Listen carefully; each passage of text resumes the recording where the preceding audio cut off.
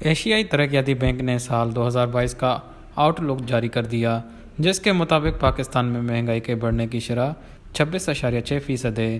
Report کے مطابق سری لنکا میں مہنگائی کے بڑھنے کی شرح 70.6% ہے، بنگلہ دیش میں مہنگائی کے بڑھنے کی شرح 8.9% ہے، بھارت میں مہنگائی کے بڑھنے کی شرح 6.8% ہے۔ رپورٹ کے مطابق سیلاب نے پاکستان کی معیشت کو نقصان پہنچایا۔ پاکستان میں سیلاب سے زراعت اور لائیو اسٹاک کو بڑا نقصان پہنچا۔ سیلاب سے گندم کی بوئی متاثر ہو رہی ہے۔ سیلاب سے پاکستان میں مہنگائی میں اضافہ ہوا ہے۔ رپورٹ کے مطابق پاکستانی روپے کی قدر میں مزید گراوٹ ہو سکتی ہے۔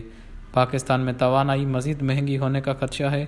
جنوبی ایشیا میں معاشی ترقی کی شرح سیلاب کی وجہ کم ہو گئی۔ پاکستان اور بنگلہ دیش کے سیلابوں نے معاشی ترقی کو متاثر کیا۔ جنوبی ایشیا میں معاشی ترقی کی شرح 6.5% کی بجائے 6.3% رہے گی۔ جنوب ایشیا میں پاکستان دوسرا مہنگا ترین ملک ہے۔ وش نیوز کراچی۔